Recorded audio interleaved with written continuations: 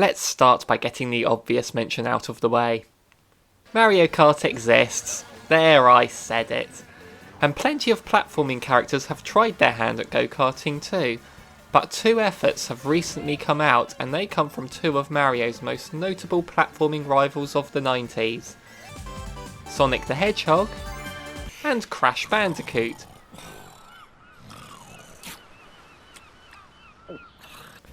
Team Sonic Racing and Crash Team Racing Nitro Fueled are now out in the wild, and it's inevitable that people will immediately start comparing them to the Italian mustachioed king of karting. But I'm not going to do that, since neither of these games feel like they are trying to rip off or dethrone Mario Kart. They both want to do their own thing, so they deserve to be looked at as games in their own right. So I'm going to bring them away from challenging Mario Kart, and instead make them do battle with each other. So let's take a look at Team Sonic Racing and Crash Team Racing to see which of them is more worthy of your time. Before we start, I am looking at the Switch versions of these games. These games may differ on other formats, but the Switch is all I'll be discussing today. I will start by talking about the area that really sets these games apart from Mario Kart, and that is their single player content, as each of these games comes with an adventure mode.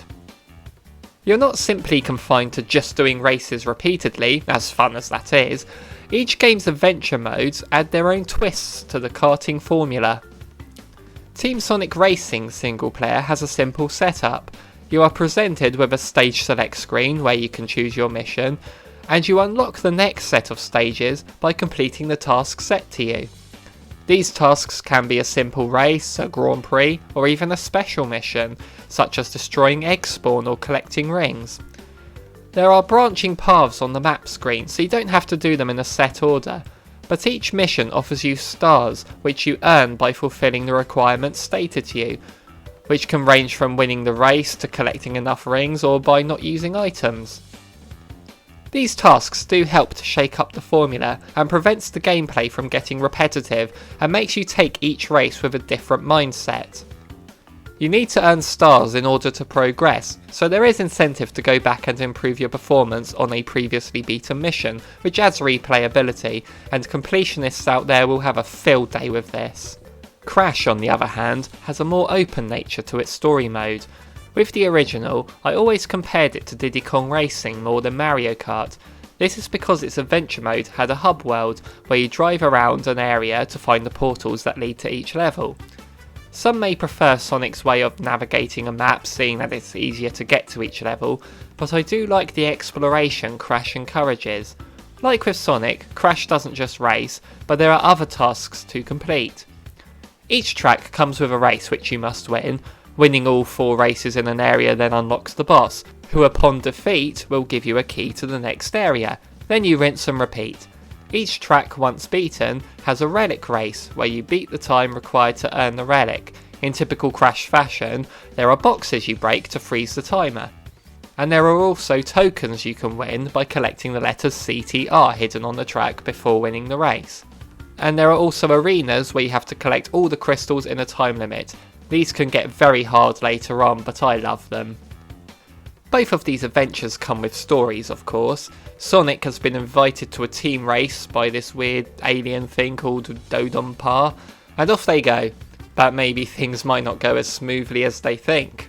Whereas Crash shows nitrous oxide invading unless the best racer can beat him.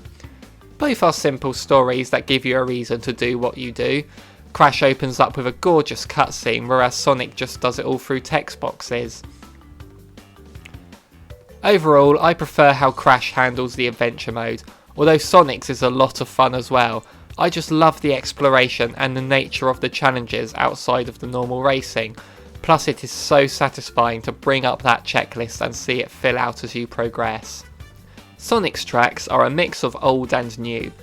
They are structured as 7 zones, each with 3 tracks. But don't worry, Sandopolis isn't just 3 bland desert tracks. Only one is a bland desert track. The second is inside the tomb with the ghost Knuckles fights in Sonic Adventure 2 flying around. And the third is a clockwork pyramid. So there is a lot of variety within the same theme. The third ice track is all lava-y of all things. There's plenty of things for Sonic fans to notice too, like there's the killer whale from Sonic Adventure. Oh, that's the bingo stage from Sonic Heroes, and what on Mobius is that supposed to be? Crash includes all the tracks from Crash Team Racing and has Crash Nitro Kart tracks as well. It was a lot of fun to revisit these old tracks I remember playing years ago. They really do feel right at home in the Crash universe. Some of them even feel like I'm racing through a level from an older Crash game. The inclusion of the Crash Nitro Kart tracks was great as well, as they could have just remade the tracks from the original game and be done with it, and I doubt anyone would have complained.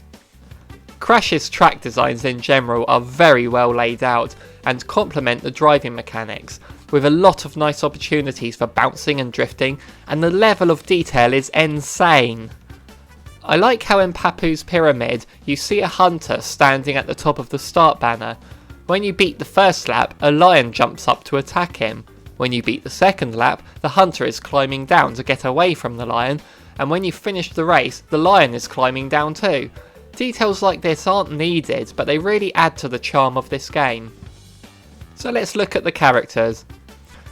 Both games have the word team in the title, but Sonic is the one that uses the word as a key mechanic in the game. Sonic's roster of characters are naturally split into teams of 3, although you can mix them up in casual play.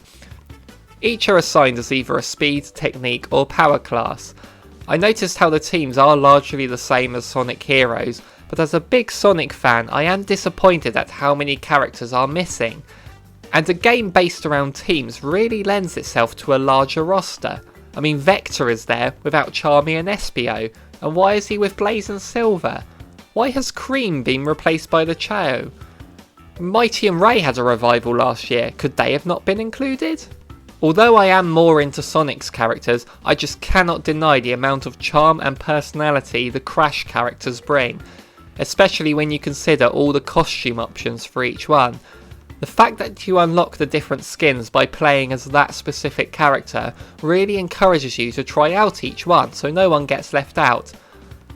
This is not something I was expecting, but even if Sonic's roster matched Crash's, then I would still prefer the way Crash Team Racing has made the most of the characters from the franchise and really made them come alive. As I mentioned before, Team Sonic Racing has a team mechanic, which it proudly places front and centre.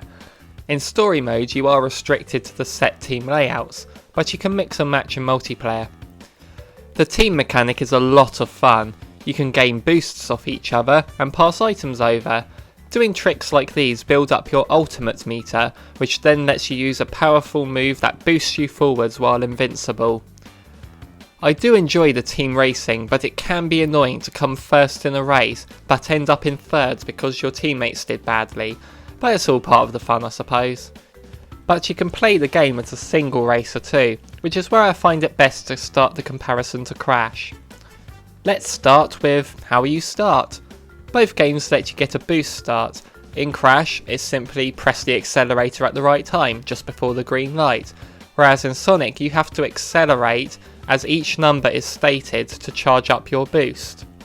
Drifting feels different in each game since in Crash you bounce first, but Sonic stays grounded.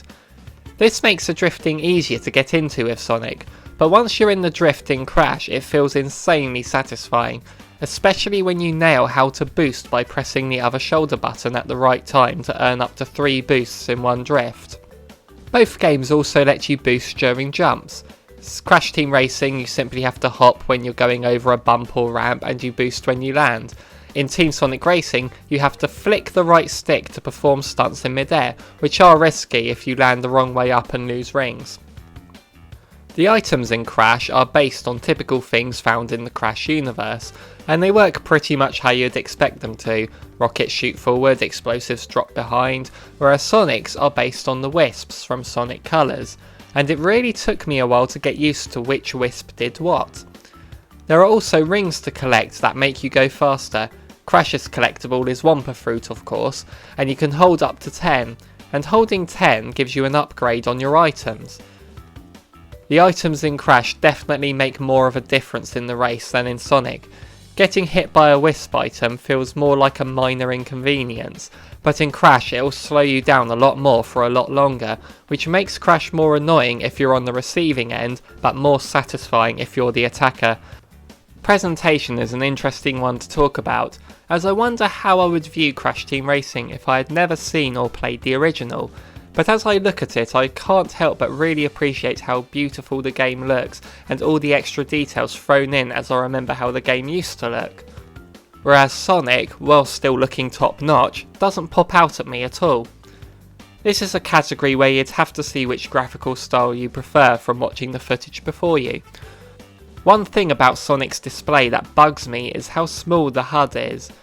It is hard to keep track of the stats of the race when the lap number, yours and your teammates' positions are too small to see easily as you're going round at fast speeds, and I never really notice when my ultimate meter is full because it's below your kart and hard to see easily.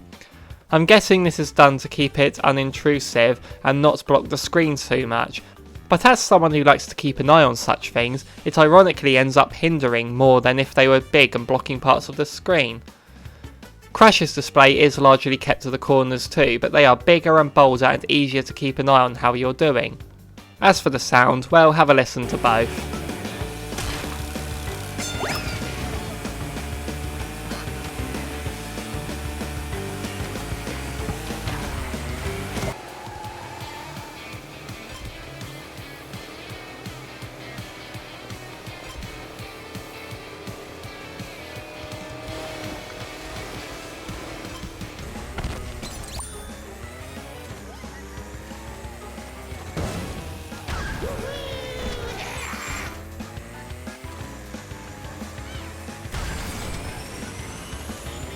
Sonic does have voice acting during the races, which are very annoying. You think you can take me? Could you please move? But luckily, they can be turned off. Overall, I do sort of prefer Crash's, but I do love Team Sonic Racing's soundtrack too. It is a close one, and wait, is that Can You Feel the Sunshine from Sonic R? Oh, Sonic wins the sound category hands down.